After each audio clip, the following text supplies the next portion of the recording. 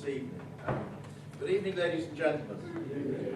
I invariably start my speeches at these particular events by saying that I am not a politician, albeit that I've spent 45 years of my life being advised to become one.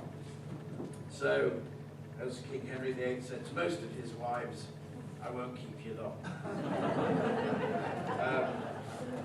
We are to be preached the gospel of lonely isolation. If we leave the European Union, we're told that we're going to be all alone.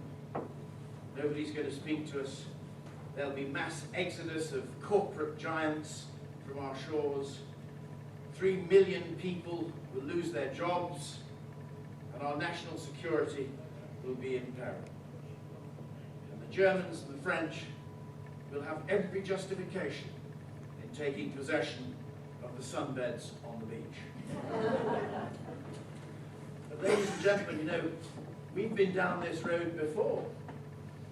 During the Napoleonic Wars, Napoleon Bonaparte imposed what was called the Continental Blockade. As of November the 1st, 1806, all European countries were banned from trading with Great Britain. Spain and Russia defied the ban, and Napoleon invaded both of them. It had little or no effect on the British economy. As a matter of fact, what happened was, almost instantly, we increased our global trading with the Americas, both north and south, with China, with Japan, and at the same time, we were expanding our empire. It didn't take too long. As a matter of fact, it took less than 2 years before the European governments were angry enough to gain the incentive to ignore the ban. And Napoleon's European coalition began to collapse because they just could not miss out on having such a powerful and lucrative British trading partner. And ladies and gentlemen, history has the most amazing way of repeating itself. You know, what a remarkable little group of islands we are. Our Union flag is the most recognized symbol of statehood in the entire world. And you know, with all the doom and gloom recently, within the past 12 months, we've had much to celebrate. How proud we were as a nation as we celebrated the anniversary of Magna Carta, for example, written in 1215 by our baronial ancestors. A truly remarkable document, the very keystone to our liberty under the law. It was the very birth of our laws rising up from the people and not descending down from the masters who rule us. And if you look to the children of our empire, who have continued to celebrate our legacy of Parliament and the rule of law, there you will find stability, prosperity, democracy, and liberty. And also, how proud we were as a nation just a few months ago to celebrate the anniversary of Waterloo, 1815. Here was a classic example of neighbouring nations united as one against a forced unification of Europe. And similarly, we paid our respects with great pride to all of those who fought and fell as we celebrated the anniversary of Victory in Europe Day, 1945. Once again, nations united against those hands of tyranny who wanted to force the unification of Europe. But ladies and gentlemen, of all those souls before us, and all of those yet unborn, how proud will they be of us? What noble deeds will the written word of history say about us? I'm reminded of that great American revolution, Dr. Joseph Warren, who he died at the Battle of Bunker Hill in 1775, just 1 year before the signing of the Declaration of Independence. And he said, "Will our fathers look from their celestial seats with smiling approbation upon their sons, who boldly stand forth in the cause of virtue.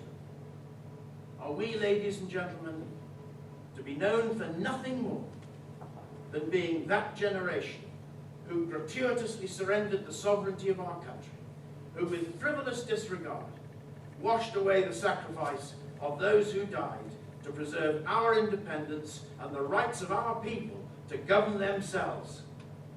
No.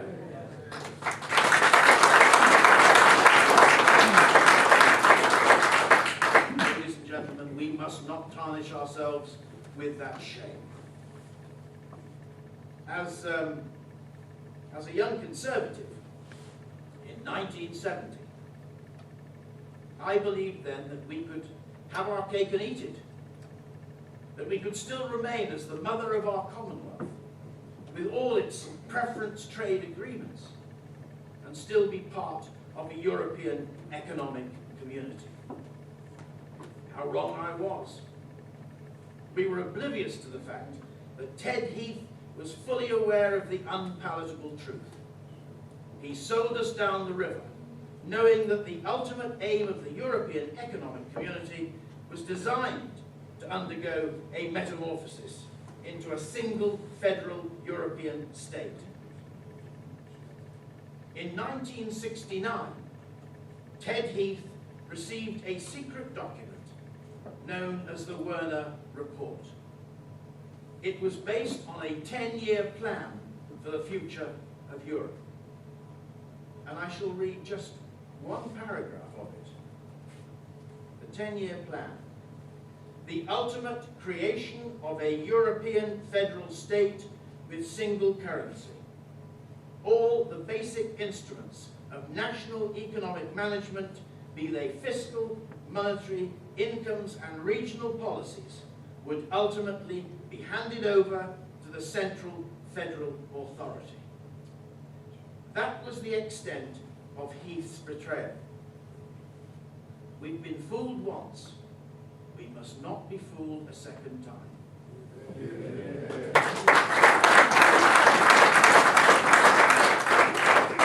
And again, I'll quote the great Joseph Warren. Who among us would breed a serpent to destroy his children?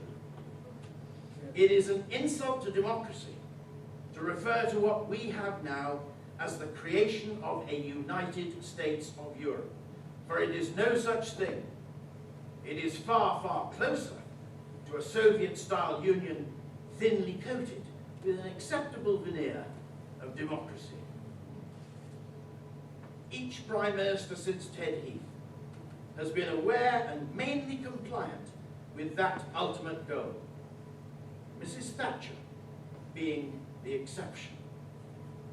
And our present Prime Minister has made it patently clear that he is no exception. And what a ghastly display of betrayal that we've all witnessed this week by the Tory grandees who were all for Britain's exit and have now mysteriously changed their minds. Who are these unctuous political creatures who are prepared to put up their own self-interests above the interests of this great country? You see, growing up in the 1950s, as I did, people in this country sailed through life, hardly noticing any intrusion into their lives by the state.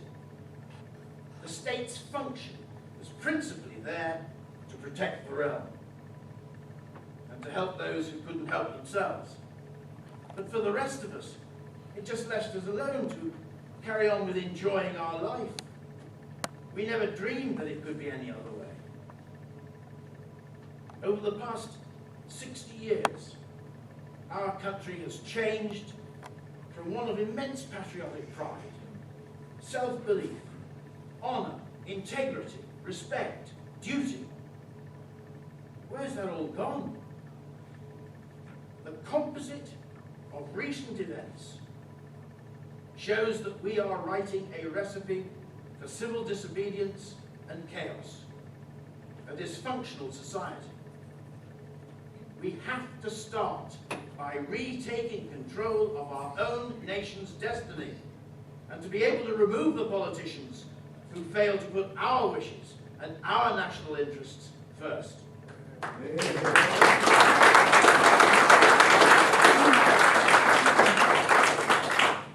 Which brings me to a subject, the only subject in modern history that is preventing the British people from talking endlessly about the weather. Britain has always benefited from and enjoyed a slow, constant influx of ethnic diversity for the past 2,000 years, which over that time has evolved a common bond of history and shared values. But the results of uncontrolled migration is there for all the world to see. It simply equates to a divided and volatile society. And in this predatory world that we all live in,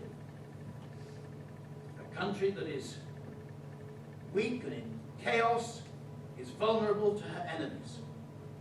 And we now face those enemies from without and from within. Islam, for example, is not shy in telling us of its intentions. The Islamic leaders are being totally honest and truthful with us and upfront with us. Democracy is the train we ride to our ultimate goal. There is no such thing as moderate Islam. There is only Islam. They can't be more straightforward and honest than that. Islam is a political agenda. It has been since 633 AD, when Muhammad moved his following from Mecca to Medina, which is where he wrote the second part, which is the absolutely brutal part of the Quran. From then on, it took 26 years for Islam to butcher and plunder its way across North Africa and the Mediterranean, as far as Spain. By a program of piracy, it destroyed the Mediterranean trade routes in order to bring the Judeo-Christian economies to their knees. Osama bin Laden chose September the 11th very, very carefully indeed, because that was the date of the Battle of Vienna in 1683, which marked Islam's demise against Christian Europe and the beginning of Islam's political decline. By hitting the World Trade Center in New York, as opposed to hitting some military target, that was enormously symbolic, because it was to tell the world that this is marking the date of the rebirth of Islam rising up once more. Political agendas are always driven by the few and blindly followed by the many. And the opinions of the quiet majority is totally irrelevant. I was discussing this just recently with a member of Parliament from the Birmingham area. And she said that there were some Muslim people in her constituency who are absolutely appalled at the atrocities done in the name of Islam. And I said, well, I'm quite sure that's very true, madam. I'm positive of it. But they are not the ones driving the agenda. And at the end of the day, sheep will always come to the calling of the shepherd. Because we must remember that we are actually a herding animal. And as such, we are susceptible to radicalization in some form or other, because of what is known in the Freudian world as group polarization. We in this room are stronger and more polarized in our views because we are with like-minded people. We, many of us, have chosen to be part of an identifiable intellectual tribe called UKIP. We sometimes telephone head office in order to seek instruction on party policy. And we then go out and dutifully comply with its directive. But the difference is that Islam believes that democracy's weakness is in its freedom to question. Islam's strength is in the word of the Imam, and his word is absolute.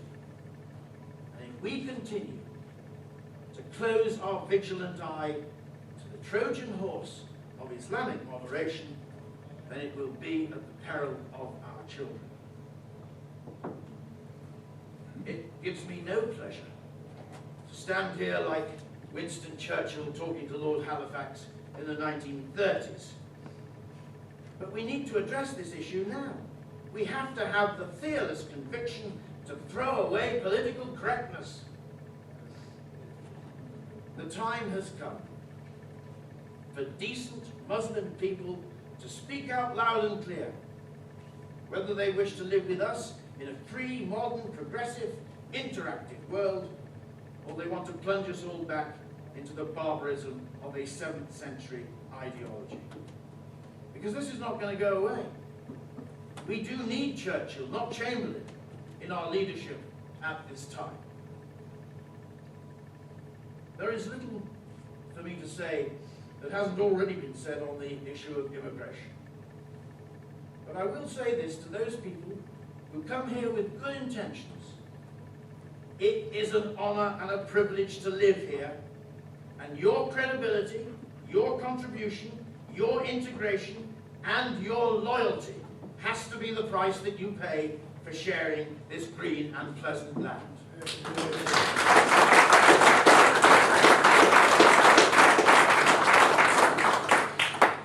This European Union is the new imperialism of the 21st century. We have to wake up and recognize it, where you subjugate countries, not with a bullet or a bomb, but by slow entrapment, cultural strangulation, and forced legislation, all aided so magnificently by the EU propaganda machine and the internet, of course. I'm sure that some of you may have seen those frightening propaganda comic books, games that the EU is now producing, aimed at indoctrinating our young children into becoming upstanding, flag-waving, anthem-singing Europeans first, and their British or French or Italian identity must become insignificant and second. We've not quite got to the goose-stepping bit yet, but that's undoubtedly on its way. That, ladies and gentlemen, has the familiar, putrefying stench of Germany in 1922, when Hitler embarked upon his youth indoctrination program, which was initially aimed at 10-year-olds. And the list of the effrontery to everything that we hold dear goes on and on and on. But there is a glimmer of hope. People throughout the continent of Europe, in their millions, are finally awakening up to the fact that, like us, they have foolishly sold their birthrights, their national identities, their voluntary ability to contain their own borders and trade freely with whomsoever they wish. They have exchanged liberty and happiness for national obedience in the only continent on earth that is experiencing both an economic and an influential downward spiral. Our own homegrown political masters are trying to put this fear of lonely isolation into the minds of the British people. But it was our geographic isolation that saved us and the rest of Europe from Nazi Germany. It is our geographic isolation that has made us what we are. It is that very factor that helped to make us the greatest trading nation in the world. 40% of the entire world's trade came through the port of Liverpool, little more than 100 years ago. My grandparents were married there. It is people that trade, not governments. And trade between people has no bearing whatsoever on membership of this wretched union. One of these overgrown schoolboys going to learn that you can only negotiate anything in this life from a position of strength, and never from a position of weakness.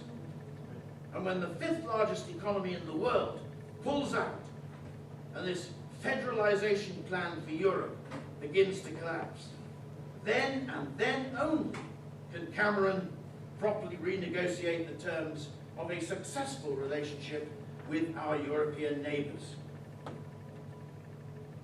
We in these islands must not waver in our resolve to reconnect with our great union of English-speaking democracies, for they are the true multi-race and Europeans, bonded by a common heritage. I'll finish about here. History, ladies and gentlemen, history will indeed treat us harshly if we do not remove ourselves from this doomed and devious empire-building enterprise before it completes that metamorphosis and it becomes the inescapable, all-controlling federal European Union of Socialist Republics. And finally, we must once again dare to stand alone, and let us cry out to all those souls before us and all those yet unborn, that we of this generation did not fail them.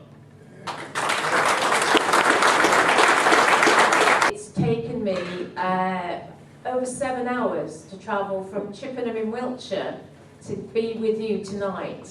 I don't know if you're aware.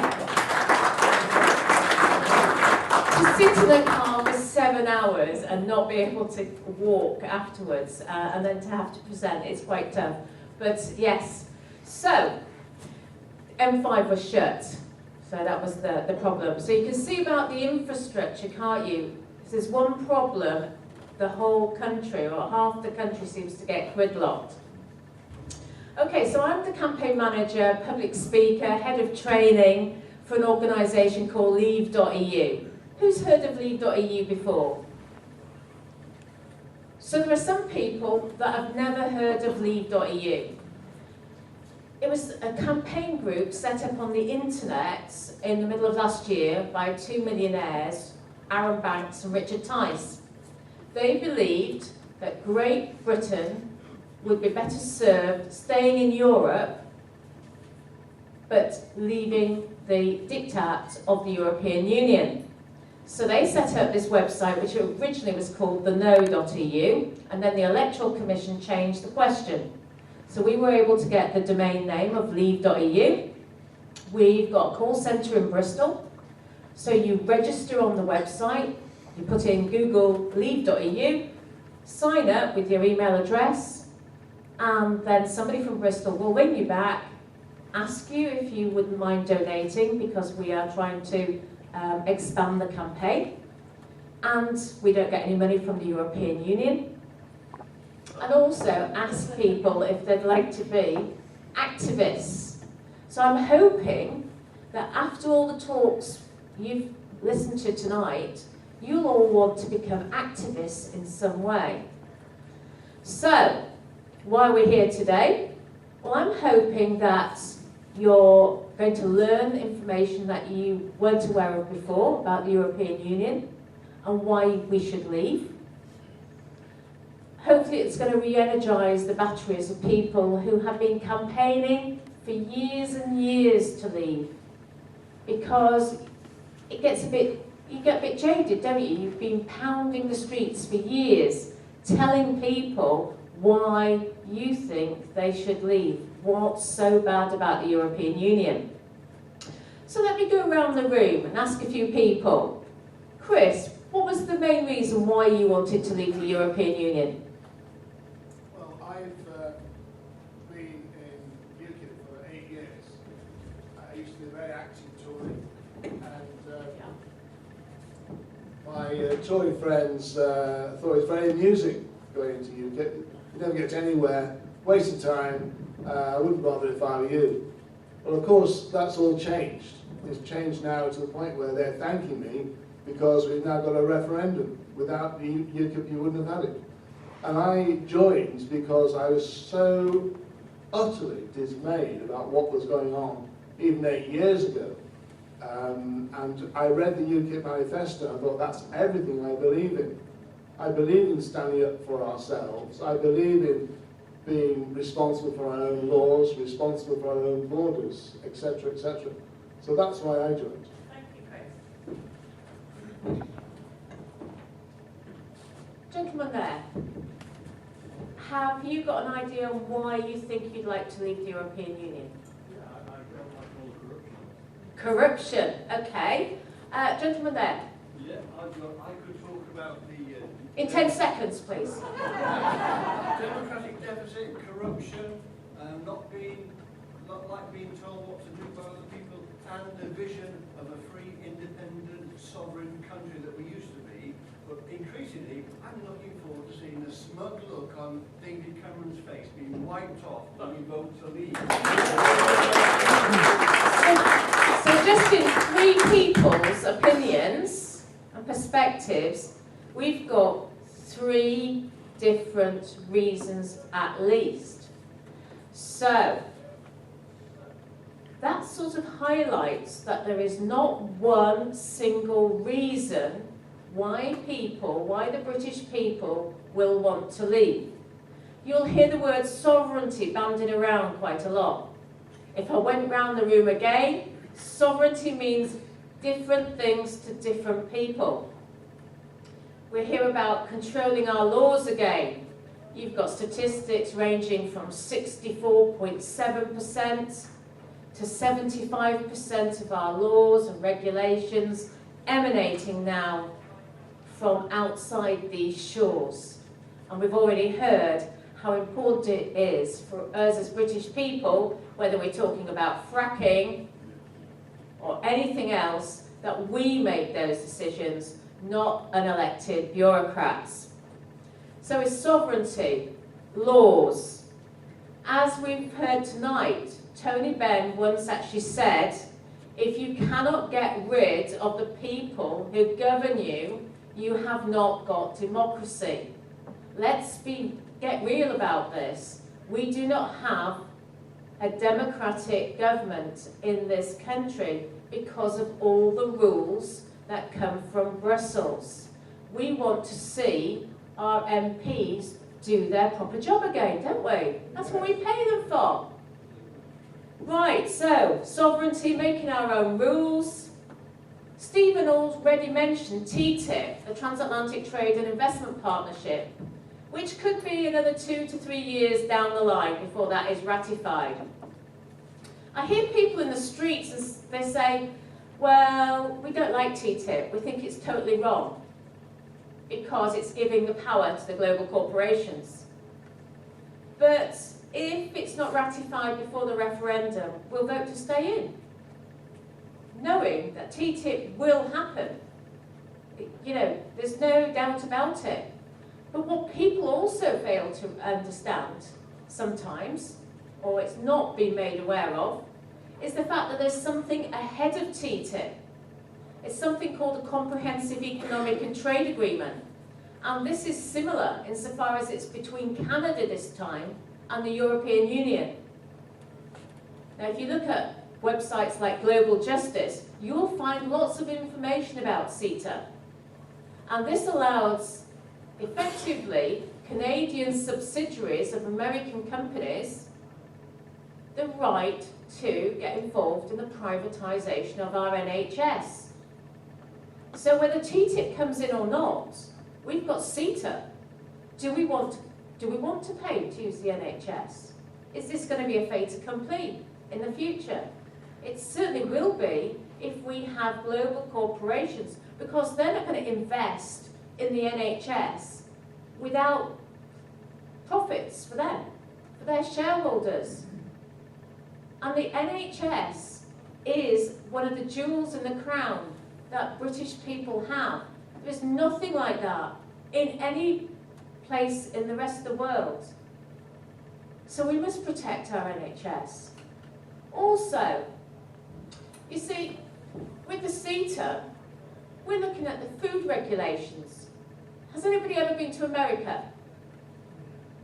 Okay, you may or may not know that the food regulations in America are quite different to the food regulations over here. They allow, for example, chicken to have cyanide in it. 60% of American chicken has cyanide. You've got GM food over in America, which is currently banned in the European Union.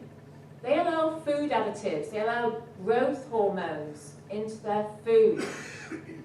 So if you're going to allow the CETA to take hold, the American food regulations, which are less stringent, will be allowed in the European Union. So, can you imagine feeding your children food with hormones in? And you will need the NHS after that. So, think about it. European arrest warrant, we've mentioned a couple of times tonight.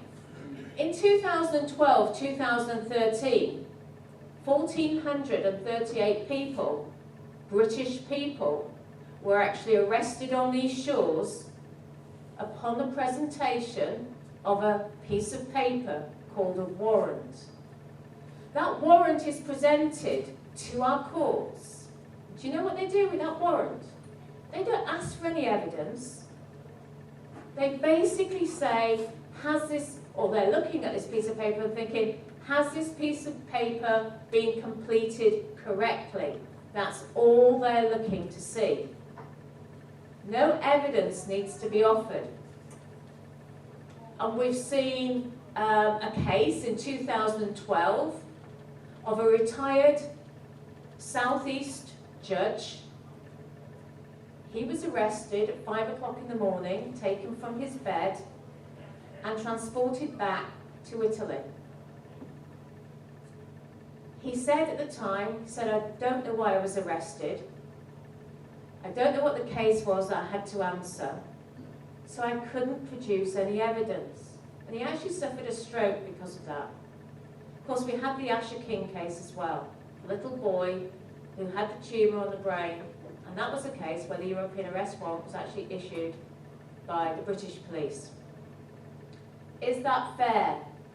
A system where you are presumed guilty and then you have to prove your innocence, as opposed to our traditional system of being innocent until proven guilty. So at Leave EU, I've been taking our stall to all these party political conferences. You know, we pay good money to represent leaving the European Union. You might be interested to know that the Conservatives banned us. They wouldn't allow us to have a stall at their conference last September, October, up in Manchester. The SNP let us have a stall. Labour had allowed us to have a stall, and so did UKIP. The trade union conference, again, did not allow us to have a stall. But I went to both the Conservative and the TUC conferences outside, because they're not going to stop us, because we've got freedom of speech. So I went out handing out leaflets with a promo van saying why we should leave the European Union. There are a lot of unionists, a lot of trade union members that realise that the European Union is no longer good for its members. So, looking at all the different reasons, you've got trade union rights. A lot of people in trade unions thought that by us joining the European Union, there would be solidarity in numbers, strength in Europe, greater pulling power, if you like, with the employers. But in actual fact, over the past couple of years, employees have gone to court against the employers about rights. Guess which side wins every time? Yeah, the employers. Has anybody ever been involved in 2P? Does anybody know about 2P? Were you in the public sector and it was going to be privatised? Yeah, I was in the charity sector, sort of thing. I was working for APA. So with 2P, quite often people are working in the public sector, and then that part of the sector is being privatised. People have their pension benefits and their working conditions guaranteed for a certain length of time, and then quite often, you know what's going to happen, things will get watered down. This has been driven by the European Union. There's a lot more people being affected by that as the years go by. People are going to be worse off. Okay, the working conditions will not stay the same. And who makes the, you know, who profits from all of this? Right, so these are all sorts of bits of information that when you're out talking to your friends, you can say, well, you know, that lady talked about this. This is what's happening. Is this what you believe in? Why, you know, why should we be staying in or why should we be coming out? I believe we should be coming out. It's a no-brainer. I used to go into schools, and this is why Stephen and I are sort of quite connected, really, because I met Stephen when he became the financial spokesperson for UKIP. Because prior to me doing this job, I was actually going out into schools, doing charity work, talking to children about saving and not going into debt. And you know, it was such a powerful message to take into schools. You really felt you were doing some real good. You know, you were like their parents. You were saying, well, should you be borrowing money? Should you not save your money? And then once you've got your money, you can then go and buy what you want. And it makes you appreciate that item so much more. And you talk to children about what's important in life. You know, needs and wants. And the difference. And they really, really sort of grasped this. So then when I went to a public meeting and heard that our government was spending all this money, it's their money. It's like the government raiding all their piggy banks. Isn't it? Isn't that fair? Isn't it disingenuous of us to say we should stay in and let all our children have their, you know, savings raided? So, let's assume we're all activists tonight. We're all going to become active after tonight. So we've now got unity of purpose in this room. We know this matter is really urgent. We should be planning, because we're going to be out organising meetings. We need to be planning today, for tomorrow, doing street stalls. We need to be planning for next week. We need to have some plan of action. Because a referendum could be in June, it could be in September. But of course, the worst case scenario for us is going to be June, before the good weather. So, we've got unity of purpose. We know the matter's urgent. And what about unity of action? So what are we going to do? Well, I brought some leaflets tonight, and you've all got leaflets on your chairs. These leaflets need to be distributed. People need to go out leafleting, knocking on doors, canvassing. Street stalls. Who's ever been involved in a street stall before? Just a few. Street stall, I'm passionate about street stalls. If you can get a group of like-minded people together, we're not talking about political parties, we're talking about people who are determined to save this country. If you can get together, smiley, approachable people, knowing that you're going to put your party rosettes to one side. You're going to be distributing leaflets which have no party logo on there. Because you're unified, you're united in having that common purpose to save this country. And no one's going to stop you. So you've got your rosettes to one side, any colours that you might wear normally with party colours. I mean, I often go out in red and blue. Why do I go out in red and blue? Sorry? Well, I go out because I'm very proud we've talked about the Union flag tonight. I'm passionate about Britain. You need a white hat as well. White hat, well, yeah. But yeah, I do wear a lot of red and blue. It just confuses people actually, because they know if you wear red and blue together, it doesn't symbolise one political party. Okay, so what we're doing at leave.eu, well, I'm now been appointed as head of training. I used to be a teacher, hence me going into schools and talking to children. I'm now head of training for leave.eu, meeting activists, making sure that everybody's upskilled, everybody's working from the same hymn sheet, if you like, and having a totally professional force to go out onto the streets, because that's what we need. Yeah? I mean, I go out sometimes with groups of people, and they all look miserable. I know it's been really cold weather, but they all wear long black coats, they all huddle together, and you think, if I was in the street walking by and I wasn't into politics, would I want to be approached by one of those people?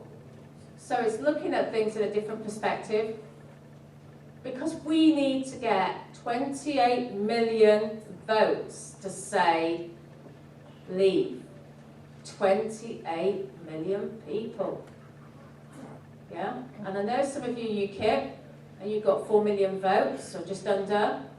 7 times that number. Sort of puts it in perspective. So when you're doing these street stalls, you need to get somebody out with a camera, taking pictures. Why would you need to do that? Social media. Exactly. Social media is so important. Did this the other week. They said, oh, we don't have anybody to take pictures, so we wrote somebody in from the family. I mean, with iPads these days and camera phones and what have you, it's pretty straightforward these days. So somebody came and took pictures.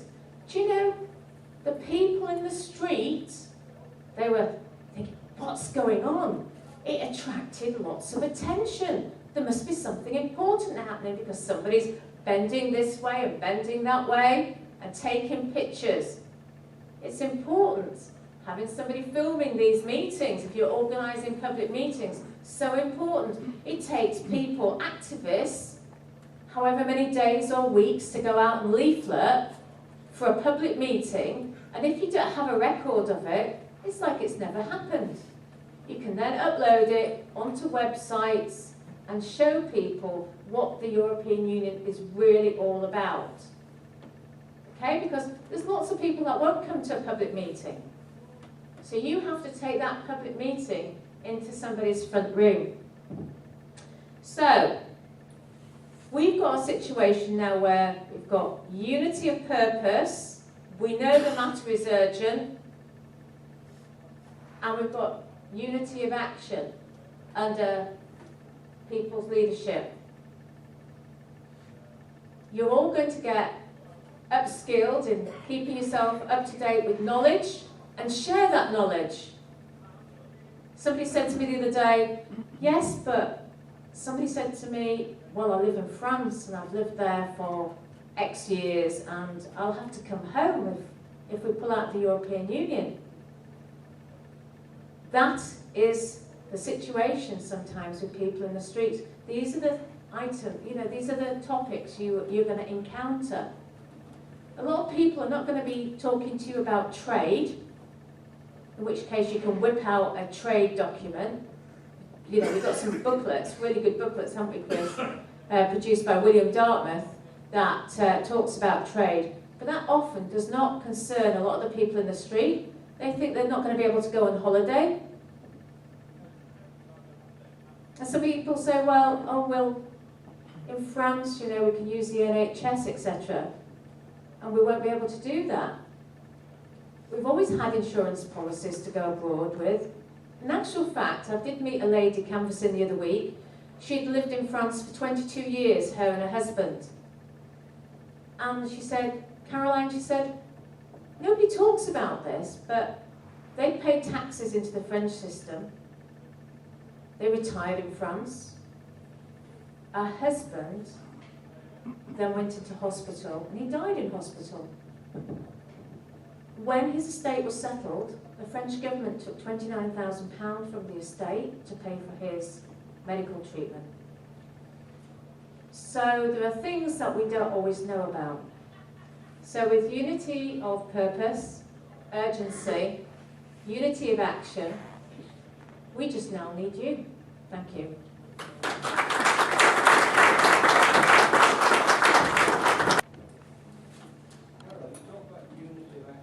Yes.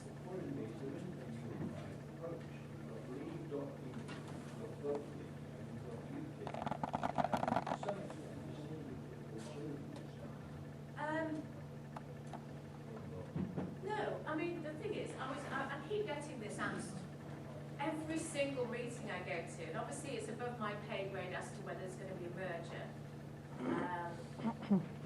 What I do like in it is it shouldn't complicate things at all, because we're talking